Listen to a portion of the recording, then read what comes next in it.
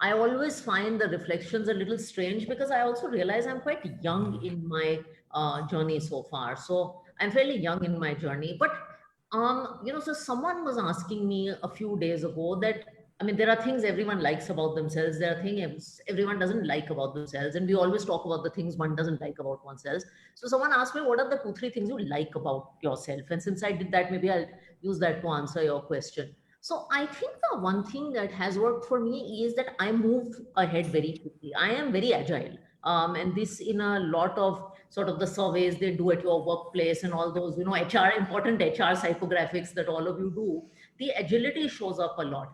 I think the agility comes from the fact that my father was a diplomat, so we moved country to country. I mean, I remember as a child, every time we were moving from one country to another, us as kids at the airport, when we were leaving Nigeria, we would start crying and we would say, Papa, our school is going, our house is going, our friends are going. And he would never get emotional about it. And he would always say, forget the old school, the old house, the old car, and think forward. Naye daur ke bare mein socho. And I think that is something that we learned. So even career-wise, I have tried to do that.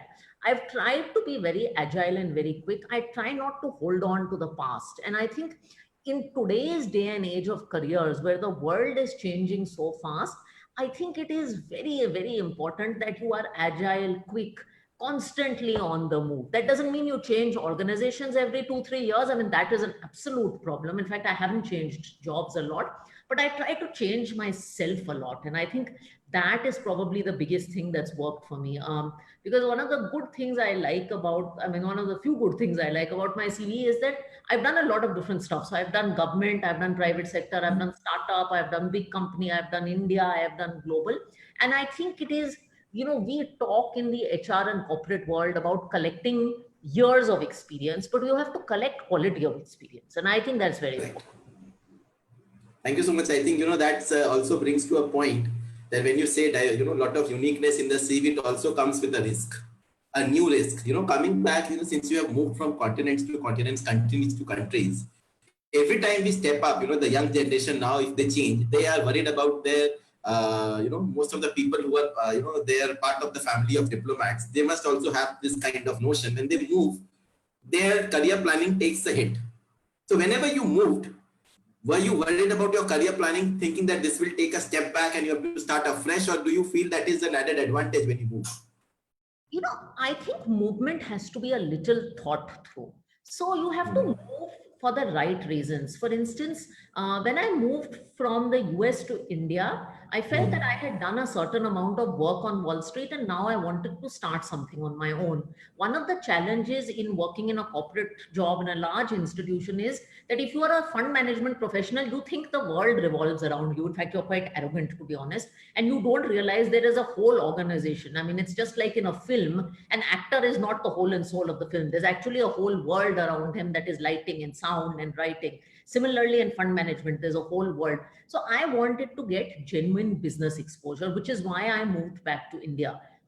When we did the move from Forefront to Edelweiss, we wanted to work for a larger company. We felt that there would be a limitation to how much Forefront would grow independently. So I think it's very important to move for the right reasons. You have to get something out. You should be growing with the move. You can't be degrowing. One of the things I often see, and I'm probably sounding old as I say this, with the young generation is there is a desire to move now every 6 to 12 months. It is like every 6 months, I'm unhappy with my job. You have to be more resilient than that, guys. I mean, the head of Goldman Sachs India once told me that building a career in any organization and a successful career almost requires that you will go through constant stretches of hell. So that is not going to change. And if you think that by jumping from Edelweiss to X to Y to Z every year, you're going to grow, I don't think so. So I think moves should be very thoughtful and for the right reason. And that right reason is not, I don't like my boss. That right reason is not that I'm going to get a 20% increment. Oh, thank you so much. I think the top line I could get out in, since most of the audience is HR. So they will love to now after our series, they will like to follow you on LinkedIn and Edelweiss AMC, because if we have such a CEO who is so career centric and planning her career so well, it can transpire to the other employees. So you will see more job applications to Edelweiss AMC after this question. So, moving this forward, you mentioned about forefront to Edelweiss and, life of an MD or a life of an entrepreneur, which is good, bad. And what do you advise the new age generation who are after COVID? Most of them are planning to become entrepreneurs because you are one who has come back from entrepreneurship to corporate world. So how does that move was planned, or what do you think? What are the life different of an entrepreneur and MD? So I think, there is a lot of debate that working in the corporate sector different from an entrepreneur. I don't think entrepreneurship is a state of employment. I think entrepreneurship is a state of mind. And I think whether I was running Forefront Capital or whether I was growing Forefront Capital when I sold it to Edelweiss AMC, or whether I am, when I sold it to Edelweiss, or whether I'm running Edelweiss as MD and CEO today, in my head, I am an entrepreneur. And I think being an entrepreneur, as I said, is not about owning shares. It is the entrepreneur is the person who, if there is a conference room and the meeting is finished, is the one who's going to turn off the AC and light. I mean, that is ownership, right? And that state of ownership exists anytime. So I think state of ownership is important. Saying no job is too small for me, saying that I can't blame anyone for the failure of this. The success is mine, the failure is mine. I think that is entrepreneurship. So a lot of people have asked me this question. In fact, when I sold Edelweiss, a lot of people told me Edelweiss will eat you up. You lose all your freedom. I haven't lost my freedom. In fact, I've got more capital and more resources to build the business. So if you join the right organization, and I am very blessed in that way, entrepreneurship can exist either way. In terms of your question, and I deviated a little bit, for advice for people who want to start their own businesses, I would just tell young people that make it a very thoughtful decision. I have a big belief in life that decisions should be practical. So when we did the move, I was 24, I think, when we moved to start Forefront, we also had a plan B in mind. And that plan B for us was that we didn't have MBAs. We would go back to the US and do our MBA if this whole Forefront venture failed. So please do realize that when you're taking steps like this, passion is important, but practicality is important. And you have to find the right mix of passion and practicality. So please have an option B. And also, entrepreneurship is not what you see on the cover of Entrepreneur magazine. It is not what you see in Economic Times with unicorns and startups. It is tough, hard yards. It is much harder than working in a corporate. You don't realize how much support you get when you are in a corporate. So please go in knowing that. Great. Thank you so much. I think that piece of advice will really help all the budding young entrepreneurs.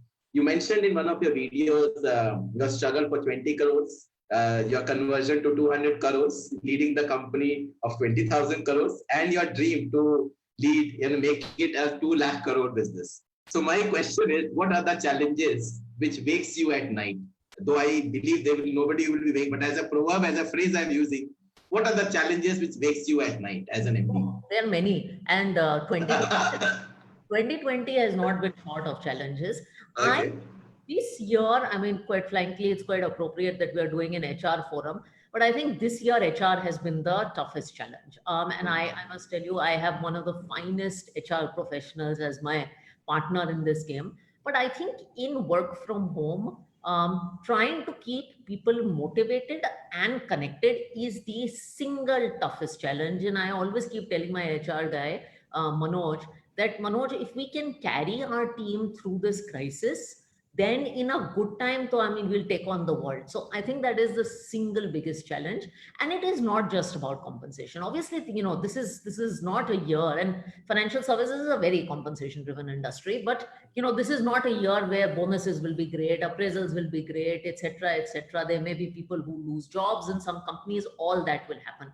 But I think just keeping your people motivated is the single biggest thing that keeps you up at night.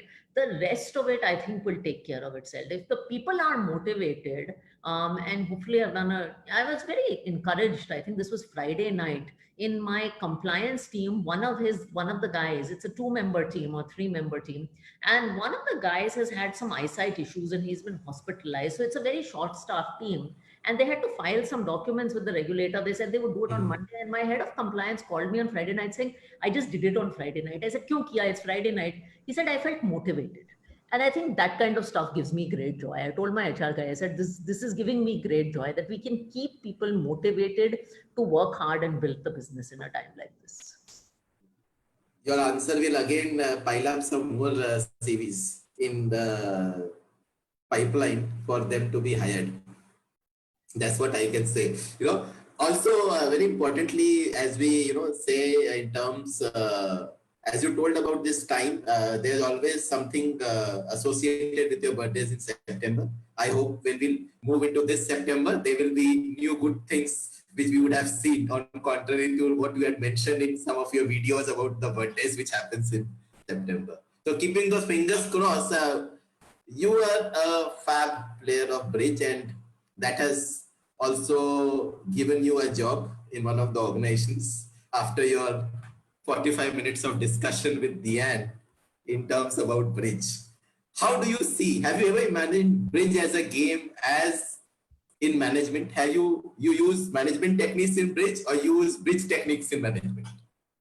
Actually, bridge is a great game for the game of life, actually, and for the game of business and money management. I mean, the finest life lesson that you can learn from bridge, and I guess it's good you brought it up, is that bridge is one of the few card games which is not dependent on the cards you get. Because when you play a bridge tournament, when you play tournament level bridge, there are like some 20 tables and people play in pairs of 4s. And what you keep doing is you and your partner keep changing tables. So by the end of a bridge tournament, every couple has played all the set of cards. Right. Which means that everybody's played the same set of cards. So your cards don't make a difference. It's how you play the cards that make a difference. And I think that is philosophically very true with life. It's not about the cards you're dealt. It's about how you play those cards. And I think that's true with money management. I think that's true with investing. I also think that's true with general management. I think the second thing that bridge teaches you about life and finance is that communication and teamwork is very important. And the best set of cards will go haywire if you don't. Bridge is a game of communication with your partner while others are listening. I mean, and that is our life today. I think communication is so important in business and also in money management, by the way. So I think these are the two things that bridge teaches you that are very, very core to life. Thank you so much. I think that would be very, more of the people will get encouraged and look at a positive aspect of it. By the way, taking just a seconds of break today, while I was discussing with my mother, and I told, I've invited Radhika. She is not aware about anything. She is a simple housewife. I told her what you do. She told, अभी देश सही जगह पे जा रहा है कि home minister को मनी मैनेजमेंट दिया. Nobody can be better money management than a lady. So you're taking this compliment forward. Finance, why finance, Radhika? Why finance as a subject to you? So, not a planned decision. I don't come from, and I don't think many of us choose our careers. Correct. I mean, basis, I don't think we were born to do finance. I don't think you're born to say, oh, I am going to be a financial services professional when you're a kid, especially for someone like me and many people, because my parents have never worked in corporate India. Forget finance. When I am probably the first person in the family to work in a corporate job, right? My generation, because my father was in government. At his time, joining the IAS was the biggest thing you could do. My mother is a teacher. And so finance, forget, corporate India is something new. I actually started in management consulting and I went to Wharton. So Wharton has a very finance vibe around it. So everybody, talks finance. And I got into finance by chance. I liked the industry. I have liked the industry. I think one of the things I have loved about this industry is that you are constantly learning. So my boss in the US, Cliff Asness, used to say that the great thing about finance is either you make money every day, which nobody does, or you have something new to learn. And I think this profession teaches you something or the other. I mean, either you have good years in the markets where the markets are growing and you're making money, or you have bad years like 2020 and 2008 where you learned so much. So it's a very enriching profession. Great. Thank you so much. I taking this inspiration very important, because most of the finance, I come from a staunch Marwadi family where everybody is in and around finance. And when I approached my father and I told don't want to do anything in finance, I want to either do hotel management or I want to do astrology. He told, you spoil your career by doing, don't spoil others if you do astrology. So important in terms of career planning, why I asked this question, a leading question. Most of the people, even either they are young or they are mid-level or senior level, everybody falls, perplexed into two zones. One is mind and heart. Passion को follow करें या जो सामने दिख रहा है मूला, something which is more secure, उसको फॉलो करें. What is your advice? It's a very tricky decision. I have come across so many employees in my organization, in my previous 10 years of organization. इस पे लोग फंस जाते हैं और बहुत जनों का करियर भी gets jeopardized. What is your advice? I think this is a very interesting question, and there's a strange analogy I'm thinking about it. Some people find their passion very early in life, and they choose to pursue it as a profession. It's almost like love marriage. I mean, you find a partner you like, and you get married to them, and it happens.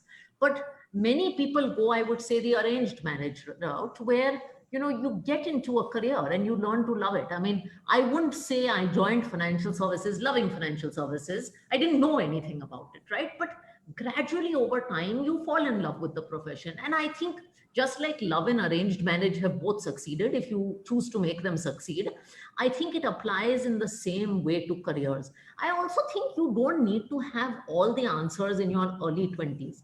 What happens is over time, as you experience a job, you realize कि आपको क्या अच्छा लगता है, आपको क्या नहीं अच्छा लगता.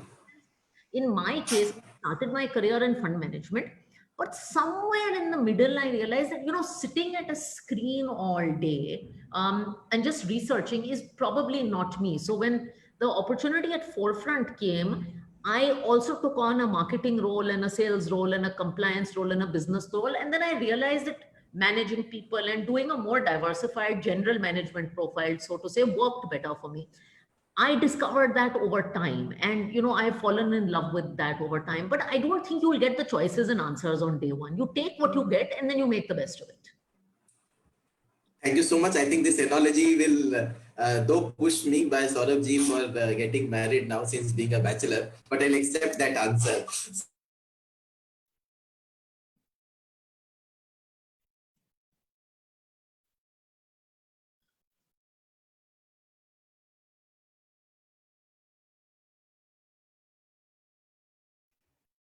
Ashish, your network has become unstable. Can't hear you, Ashish. Yeah. Just try switching off your video. There he's back, I think. Yeah, I think we just got a glitch. Technology. Yeah, so that's okay. So in terms, my question is when we...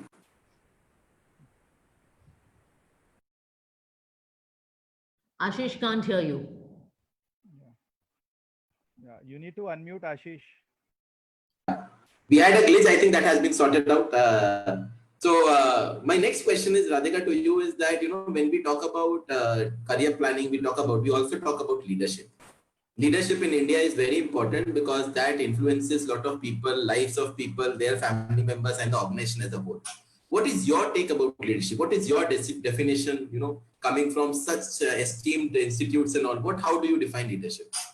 So one, I don't think you learn. Leadership is one of the things that I think no institution can teach you. And I've had the privilege of attending some of the best in the world. I think leadership is on the job, because until you manage, I mean, I remember, I incidentally took multiple classes in management. I also took a class in HR at Wharton, and I kind of just coasted through the classes and the case studies. And I think it was very, very theoretical. And I was just telling my husband, God, I would love to go back and do those classes again, having the experience I've had, because I think leadership is learned on the job. Quite frankly, I am still learning it because I've been a CEO for about 3.5 years. And this is probably the first crisis that I'm managing.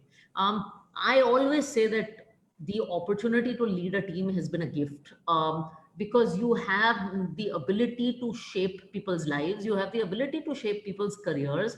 And ultimately, this whole team, I mean, if I look at the Edelweiss asset management team, they are living, some kind of dream, and I have the opportunity to lead it, to be the face of it. So I think that's what it is. It is also a crown of thorns. So I think there's one day a month where I just want to shoot somebody, including myself, and I get very upset.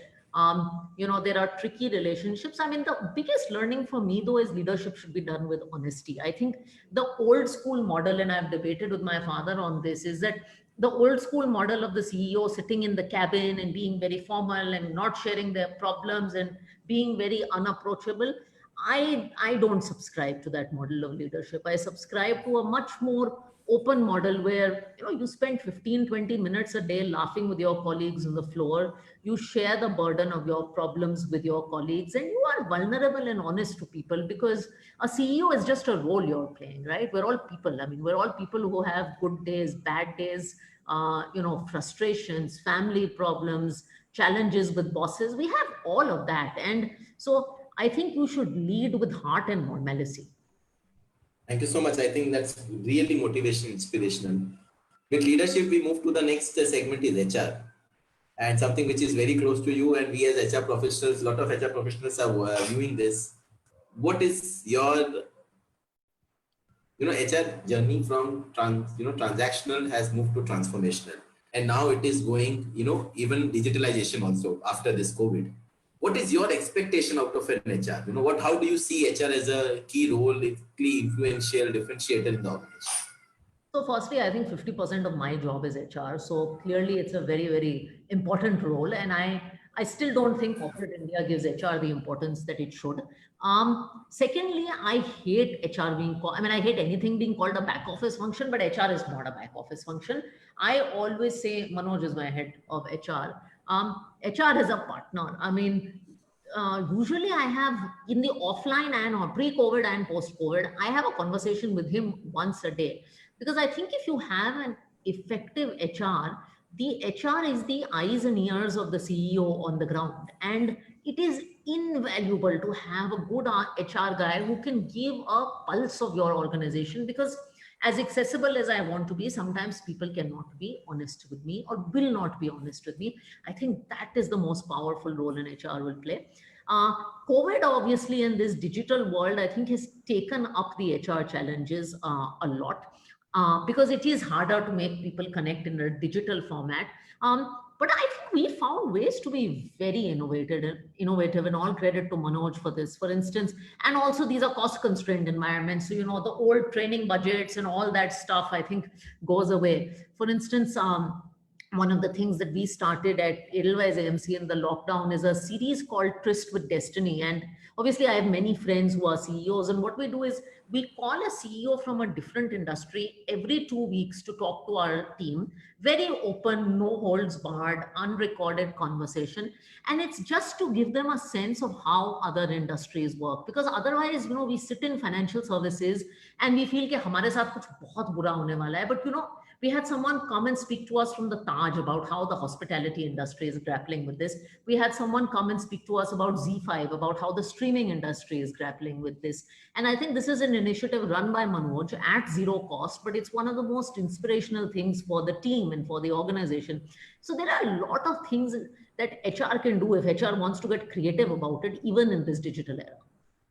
Okay, thank you so much. I think, what I could learn is, one is your employee connect communication, then is your partnership approach, and third is digitalization. That's the key expectations from HR. Also very important, as you spoke about, so generally in HR, we follow 3 C's: conduct, communication, and compassion for any employment where we have to go. In terms of this, you would like to talk about any specific, as you spoke about this CEO Connect, which also gives you another angle that you put yourself to a litmus paper test by calling all other CEOs, where the team gets another flavor of other CEOs, and start comparing. Keeping that aspect out, anything in terms of digitalization, because work from home has become the new normal now. And most organizations see a lot of value out of this. So any specific initiatives would you like to mention which Edelweiss AMC has taken in terms of employee connect and communication? God, we're doing so much stuff. I feel our employees are far more connected now than they were in the physical era, because we are all in MS Teams right now. And the amount of connect that we're doing, whether it's employees connecting with me on small events, we are doing all our town halls, we are doing our celebrations digitally. In fact, one of the beautiful things about doing digital celebrations is you're also able to integrate the employee's family into the Family. organization, which is something that we've not been able to do before. So, and the last thing is that I think for us, the whole work from home has also prompted us to think whether we want to do permanent work from home for some of our people as an optional model. So those are also some of the debates that we are having. Great, thank you so much. I think also it's important that as an HR, the connect only medium, either physical presence or digital, is only a medium. It is not the the point where you only have that kind of approach only. But also taking the discussion forward, Radhika, do you feel as a businessman or a salesman? What do you feel? Sometimes whenever you think, are you feeling like a businessman or a saleswoman? Yeah, and I am the head of a business, but every head of business is constantly selling. I mean, there's that, I think, famous sales quote, always be closing. I think as a CEO, you are actually the face of the brand. So I don't Hmm. like the word businessman or salesman. I like the word that I learned from my father, which is ambassador. You're an ambassador of the brand. You live the brand, you market the brand. And whether that means taking care of your customers or whether that means taking care of your employees, you are ultimately an ambassador of the brand. I once asked, because my father's title for many years was Ambassador of India.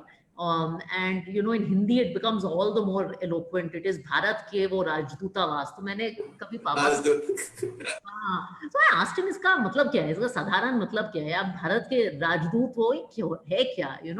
And he says, I market India for a living, I represent India for a living. You mentioned this point about conduct, and when I grew up with my father, I think conduct was one of those things that it's so important to him today, because he said, and he never wore jeans throughout his working career. Even when he went on holiday with us, he was always a little formally dressed. And he said, wherever I go, I'm representing India. And if I look shabby, then people will say, "Arey yaar, all Indians are shabby." So I think Shabby. conduct is very, very, very important. So I think I saw him live his career with a lot of class and dignity. And so I think ambassador of the brand more than salesman or businessman. Love this analogy. I think personally, this is something which I will inculcate from today. And whenever I, get it forward, I will personally influence people to use this word, because I think this is a new term which people should start adopting and inculcating. This COVID situation, while some organizations have taken a surge, some organizations have taken a down, some industries have taken a hit, some industries have grew. As a CEO of a company, this particular and something which is all related to finance, do you feel this situation has given you an opportunity in any time, or do you feel no, we have to come out of it and move forward? Do you feel like that? So I only look at the situation positively, personally and professionally. I think it is so I am an eternal optimist. I mean, I grew up with parents who are eternal optimists, so I'm an eternal optimist. So I look at everything positively if I can. And look, I used to travel 3 days a week to go around and meet customers and employees in different branches. I have been sitting at home for 6 months, which I never took more than 2 weeks off for my wedding. I've never sat at home. And I have probably connected to more than 1 lakh people in the last few months. So this situation has taught me and taught our firm and taught many of us how to do business digitally. And I am hoping, the biggest tragedy would be in a post-COVID world to go back to the horrible things we were doing pre-COVID. I hope it's a wake-up call for us and we change the way we work pre-COVID. Personally also, it's been a great situation. I've had the time to spend at home. I used to run a restaurant in college, and now I'm sitting at home, and even though I have live-in help, I'm cooking every meal. So I've become terribly creative in the kitchen. I'm spending more time with my family every day. And I think I'm also spending more quality time with my employees. So the employee conversation suddenly now, very rarely would you ask them about their families or what's cooking in Correct. the house or all those. So I think the employee conversations are becoming a lot warmer too. And we've had tough months on business, but we've also had great months on business. I think touchwood, August is probably going to be the one month of the best business months that we've had. So I never underestimate human resilience. You push people to a wall and they'll push the wall back. And that's what I've seen happen. And honestly, I think that as a leader, you shine in crisis. Crisis is your opportunity to shine. I mean, half of the Fortune 500 companies in the world were born out of some kind of crisis. It's actually true. And it is in a crisis that your energy, your strategy, your chutzpah, all of that comes to bear in a crisis. I think, a very important and very valid point you mentioned about crisis management, and your real character comes out. And even we see even human behavior, the real behavior when you are tested.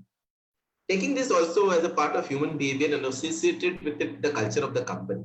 I got fortunate to interact with few of your colleagues and get a feedback on, and we do this for all CEOs which we interview. And we want to really get, are we doing, are we really knowing that person? And very important thing came out is culture, Radhika, which I have to compliment. And, I want all my HR colleagues, to join in. The culture of the company is fantastic. And everybody resonates the same thoughts. You're eager to go strive, and the leadership kind of which they told that you follow is not a dominating leadership. People around you feel an aura and they want them to succeed so that they see a cumulative success in all that. How you have created that? And HR role, how can we do that? This is something which all HRs really aspire to do in an organization. I have come from organizations like, to name something, a West is Tata Group, where you feel like that.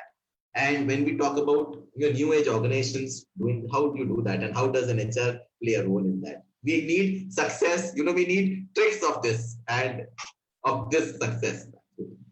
So I firstly thank you for the compliment. That probably made my Sunday. I mean, I think the best thing to hear is that your team is happy with the culture. And I have to tell you, as Edelweiss and as a parent company, we haven't gone through 2 easy years because of all the stuff that's gone on with the NBFC crisis.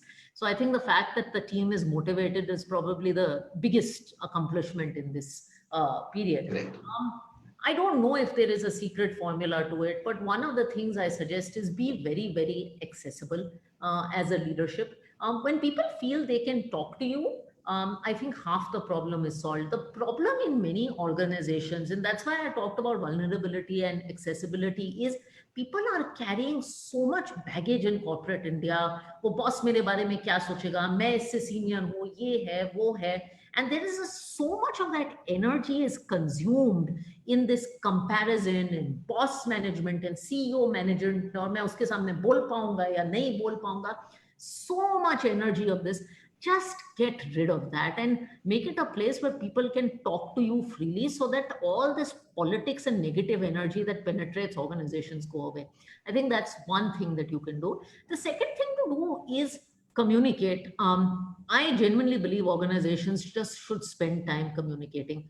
If something is going wrong, I mean, at least what I try to do is talk to my team of 6-7 leadership very quickly if something is going wrong. And I know once I have their buy-in, I have hired smart enough people and competent enough leaders underneath me that they will take it forward and their line will take it forward. So whether something's good or bad, communicate it as quickly as possible. Share the burden with your team. Share the bad times with your team and share the good times with your team.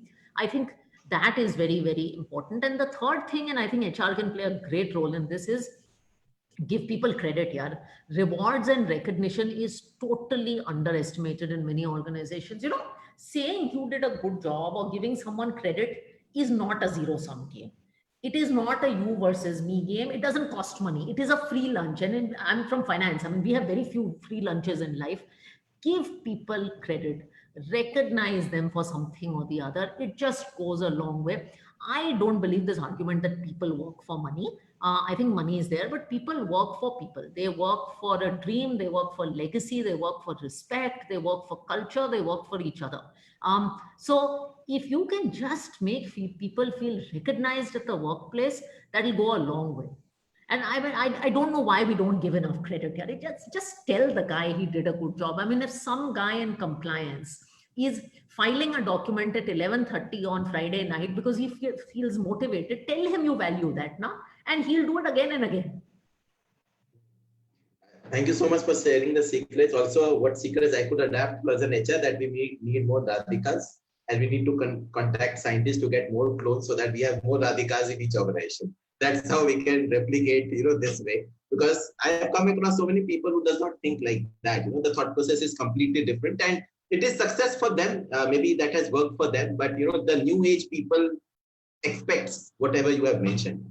The last question before I move on to my the second section of the series, where there will be some financial led questions where Saurabh will bombard you as an expertise. Most of the employees or organization have seen a lot of meltdown, as we say, due to economic meltdown. What is your piece of advice for the people who have got impacted? See, I'm not talking about organizations, because organizations will have their means of doing diverse business, of doing cost optimization to do. But for an individual who has got impacted due to this COVID or is a part of that industry, what advice do you give for him or her? With that, I will leave this. So this is tricky. I think if you are, and I'm also the daughter-in-law of an HR professional. If you are someone who has lost his job, etc., do recognize that it happens. And I think my father-in-law wrote a beautiful article on this. You can see it on my LinkedIn page. But the doors do not close; they temporarily have stalled. And I think it is important to use this time to do two things. Actually, three things.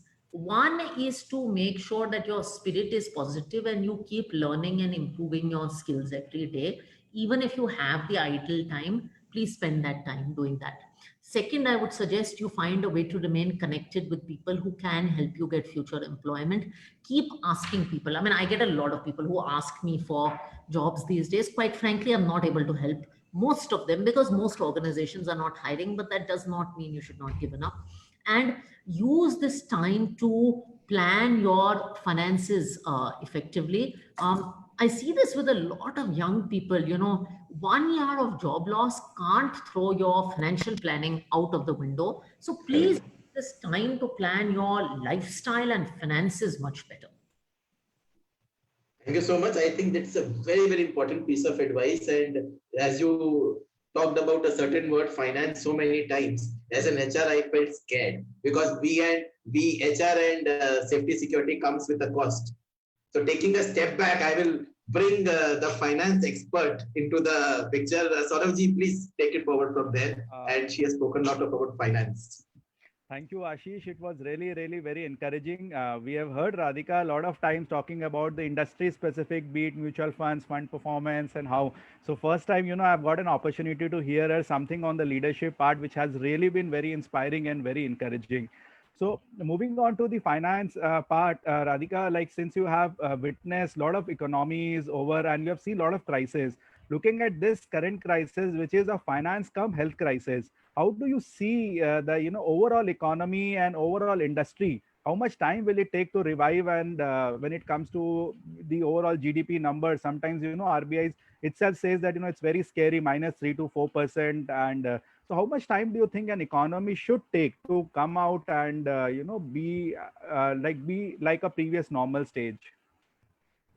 So I think the thing that I have learned in 15 years of a financial services career is that it is very hard to predict economies and markets. I think 2020 is a proof of that. I think my few comments on this topic, one are that what you have seen in 2020, and unfortunately, while it's been a very volatile year, 2008, 2020, 2013, this is the nature of markets and the economy. And I do believe these black swan events are going to become more and more frequent, and we all have to be mentally prepared for it. I think I was talking to an old generation Marwadi businessman, and I mean, I think there's some great lessons that come from our own business communities in India. But if your business is not built to stand one bad year, then there's a fundamental problem in your business or the way you manage money. So I think that's one thing I would say, is that this will become more common. With India, it is more hard to predict because the lockdown has not ended in completion, in my view. I think that is also a second challenging aspect. But I will also say that I think between RBI and the government, quite a bit of action has been taken. Just remember, though, that the Indian economy was weak going into COVID, unlike the US economy, which was in great shape going into COVID. We were a weak economy going into COVID. That said, I think the situation on the ground in many aspects is getting better. If you look at our own sector, NBFC, for instance, which was a really stressed sector 3 months ago, things are beginning to get better. So I can't give you a timeline as to when the lockdown, when the economy will get better, but I will directionally tell you from what one hears that things have started. The turn has at least started. Okay, great. So you are also seeing some green shoots on the bottom. Great. So moving on to the next question, like Ashish also said that every crisis bring a lot of opportunities. So similarly, like for advisors like us also, we also like in during such crisis, we also become completely digitalized. We also learn how to do sessions, how to interact through digital mode. Earlier, we were also very afraid to do that. So coming on to the business point, what do you think that this new normal will continue, in fact, going ahead? And when it comes to the business, earlier we were also feeling that it might bring a lot of challenges to us, but in last 3 months we have also seen that overall business has gone up in terms of maybe the kind of time that we have saved, and in fact we have been able to interact multiple clients through this digital mode. So how do you see as an industry, MF industry, going ahead? And do you see that these ups and downs will be there in the market, but in the longer term, do you also feel that your corrections will be temporary and growth is permanent? So how do you take it up? Oh, absolutely. I mean, there's no question about it. I think India is at infancy stage of mutual fund penetration. I mean, it's like 4-5% of GDP when the world average is 40%. So that it has to grow is inevitable. And also remember that India is always chaotic. I mean, you feel like this year is chaotic, but if you look at any period in our history, आपको 90s का period देख लो, जब वो मंडल commission हुआ था, Rajiv Gandhi assassinate हुए थे, no confidence motion हुआ था, it is always chaotic, yet the Sensex went from 700 to 4,000. So we are always a chaotic country. I mean, that is the price and cost of living in India for the alpha that you get. I think for advisors, I'm actually really optimistic, and I'm so happy to hear the optimism in your voice about business. I think there are three things I would say to you. Our brand campaign is advice zaruri hai. And I think bad times are when people they realize they need an advisor. In a good time, everybody thinks he's an advisor, stock market professional, etc., etc. It is only in a bad time that some investor realizes I need an advisor. So I think one, it is an opportunity for good advisors to get customers from not so good advisors.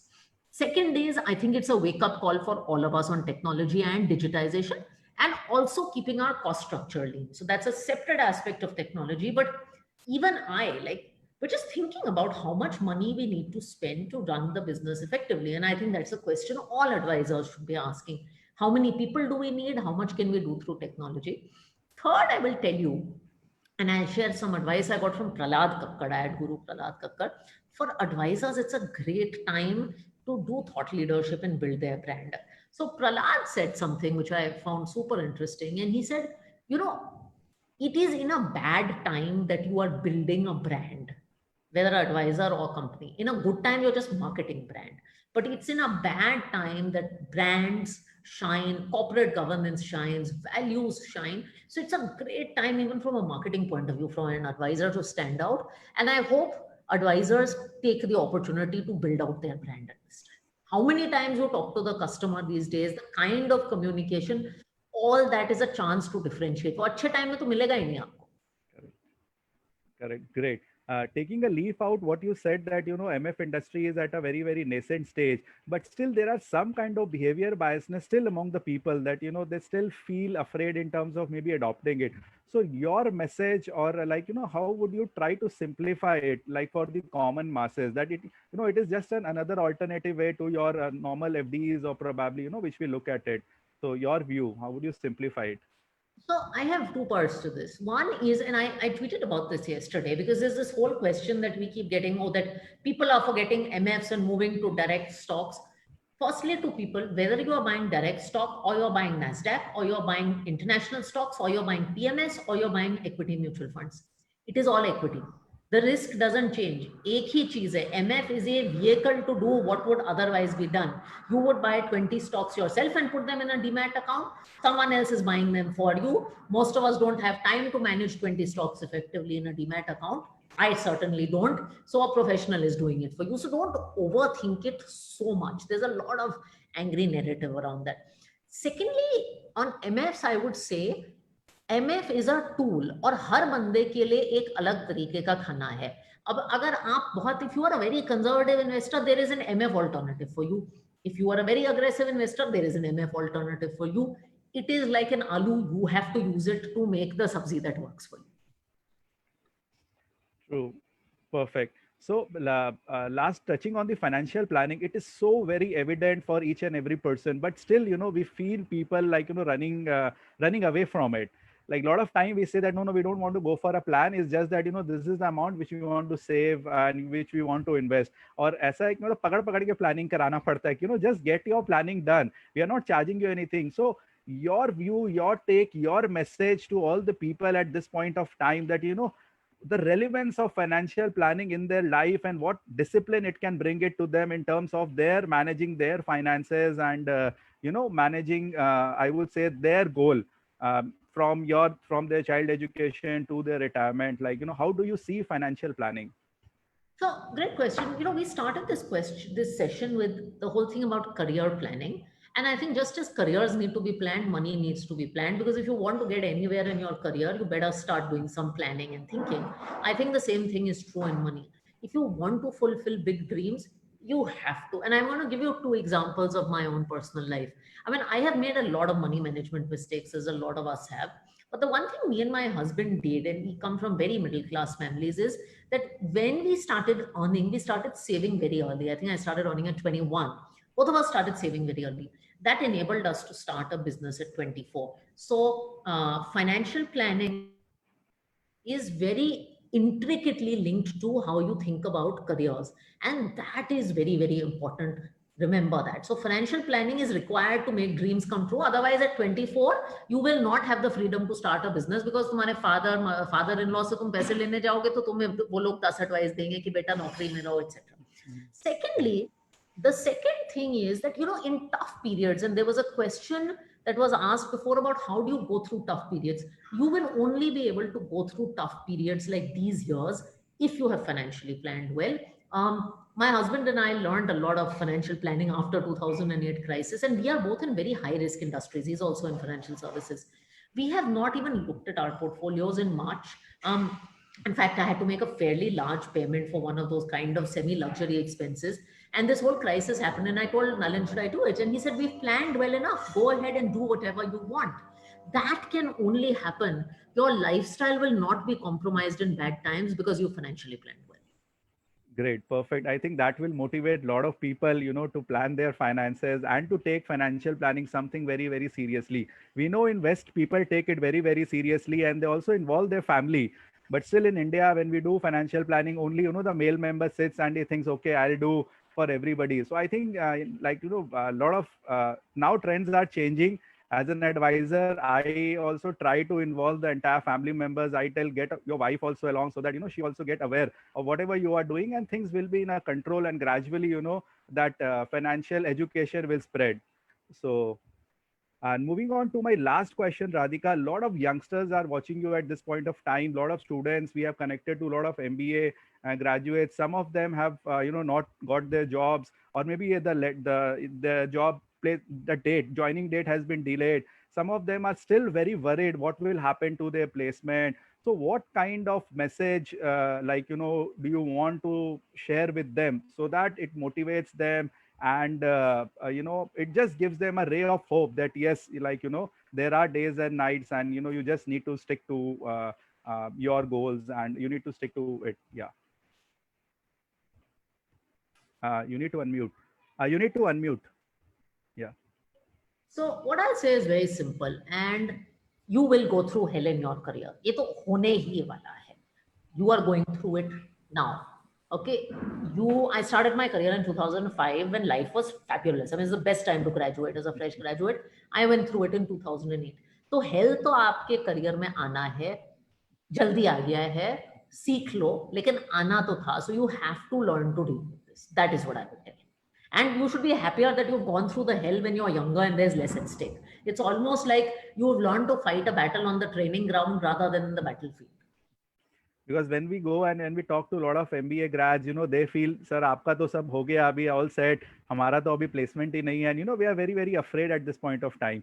So I think this message, like very straightforward message, I think will help them, to take up the challenge at a very, very early level and should motivate them. Many thanks, Radhika. It was lovely interacting with you. I got an opportunity first time to do that, and it was really my pleasure. So moving on to Ashish, I think last set he has some idiot questions for you. So I think which everybody will, enjoy. Yeah. Yeah, so we rarely get an opportunity. Thank you so much, Saurabh, for those insights. So much of finance and so much of technical was spoken about.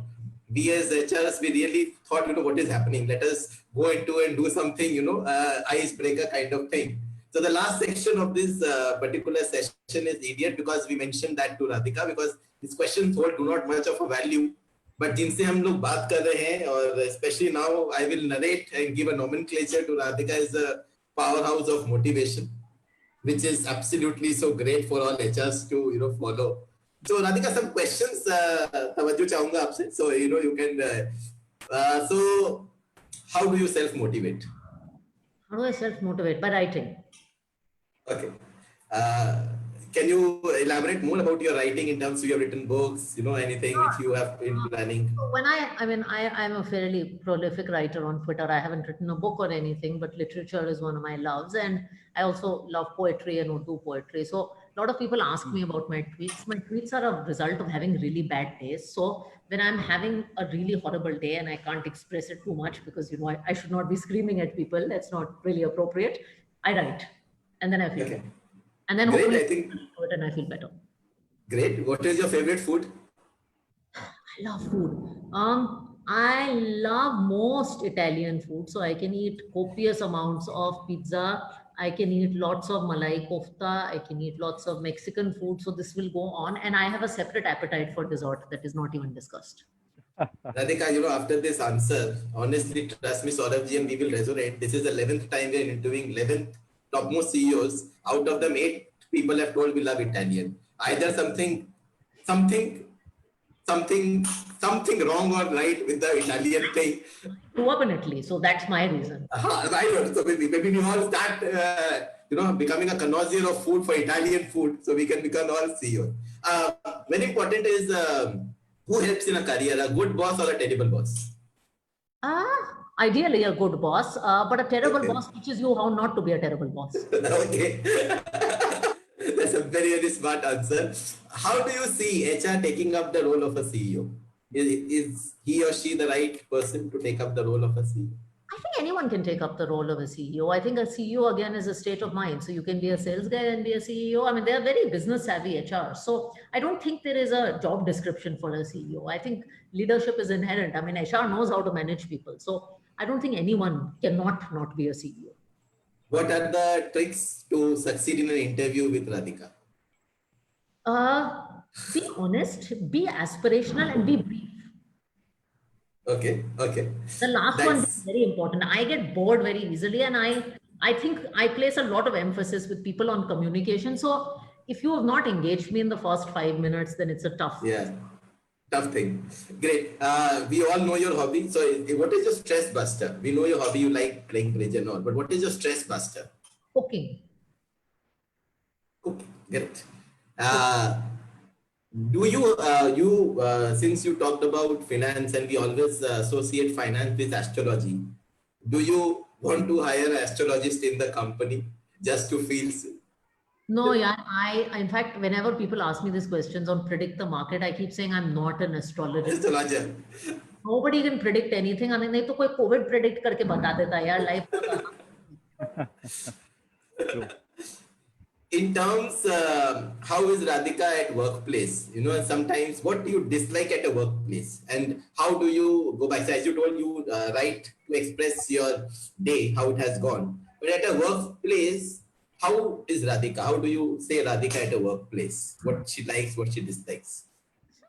I like passion and I hate poor conduct. I mean, going back to your point on conduct. So people not working hard, people being lazy, and people showing up late to meetings, like basic professional conduct, it drives me bananas. Okay, great. That's a very, very good thing which we will all, it's a very important thing for all And dressing students up also badly. to, I mean, absolutely. people dressing up badly to work. I mean, I'm a diplomat's daughter. I come from the formal school of thought. So people just being shabby at work bothers me. Great. And the last question too is in terms, second last question, in fact, getting an opportunity, would you want to be an entrepreneur again? I understand you have not spoken. I'm saying, you are owning shares. You have explained that definition of entrepreneur in a corporate life. But still, in Indian market, there is a segregation of entrepreneur. And so you want to go back and own something. I Yeah, I don't mind, but I've done entrepreneurship. I'm doing the CEO role. अब इसके बाद कुछ करना है तो कुछ और अलग करना चाहिए. Maybe I wanted to get a question which is hidden. What is your aspiration next 5 years down the line? That is the reason I asked this question. Okay. So the aspiration is not entrepreneurship. The aspiration, maybe not 5 years, is maybe later to do something in government. Perhaps I come from that background, so maybe to do something in government or politics or something like that. Great. Last question, which is very important, and some audience has asked me, and I will ask that question. So the audience question: you have such a marvelous career and accolades from all institutions where you've studied in one of the esteemed. When somebody with that kind of stature and grandeur comes down to India and take up the top role, people feel overwhelmed and feel scared also. At the point, how do you make people comfortable? You talk about 3 P's: people, passion, and performance, which came out of your this session. How do you make people comfortable? Very difficult, where people to make people. It's a beautiful question. I again will tell you something that my parents taught me. It's that when you move from one environment to another environment, to be comfortable in that environment and make people comfortable, respect your new environment. So if you move back, the best advice I got when I moved back from US to India is कि ये जो American लोग आते हैं ना बाहर से, ये इंडिया को देख के कहते हैं it's so dirty, it's so smelly, everything is so slow, यहाँ तो कुछ नहीं चलता, not realising that to make it in India you need something which you haven't demonstrated. So just respect the people in the environment. That is the number one thing you can do. If you respect your new environment, you will make people comfortable, you will flourish in it. Last, any wish list in terms of HR policy, which it might be there, it might not be there. It's a very hypothetical question. A wish list of this policy should be there with all organizations going forward. Any single policy which you want to mention? Crashes in the building, yaar. Really, I mean, I'm a big promoter of more women at work. Just have crashes in the building so that a working woman doesn't think even once about whether she needs to drop out because she's pregnant. Thank you so much, Radhika. I think that really shows your empathy also towards the all gender of employees. This session, just went away 1 hour, and I was just imagining कि 1 घंटा कैसे निकल गया. मतलब just starting from your birthplace, Subhanallah, to marvelous in US, and taking this 2 words to. Thank you so much, Radhika. I think the entire Sampark team, the entire industry today, have got motivated, inspired, and I'm short of words.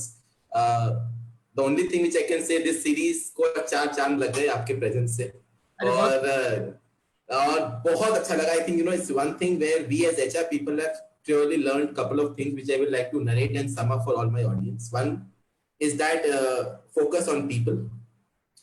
Anybody can become a CEO. Value your environment and conduct. And fourth, most importantly, is that respect people going forward. And with this, I will like to sum up. Thank you so much, Radhika, from the entire Sampark team. Thank you, Saurabh ji, for your valuable time and insights. Radhika, any thoughts which you like to sum up? How did you enjoy? We made it very short and crisp because we knew that you like it brief. So we want to narrate everything, want to get the entire gist out of it in one hour. No, thank you guys. I had a great time. Good Sunday evening. Lots of conversations, and you kept it a nice mix between my profession, which is finance, and my passion, which is talking to people. So thank you so much, Radhika. We wish you a great life and a healthy and safe. And we believe that you do so much good of the people that continues, and we all get benefited out of it. Thank you so much, Radhika, and a great week ahead. Thank you. Thank you so much. Thank you. Thank you, Saurabh. Thank you all participants. And thank you, everybody. Yeah. Thanks a lot. Thank you. Yeah.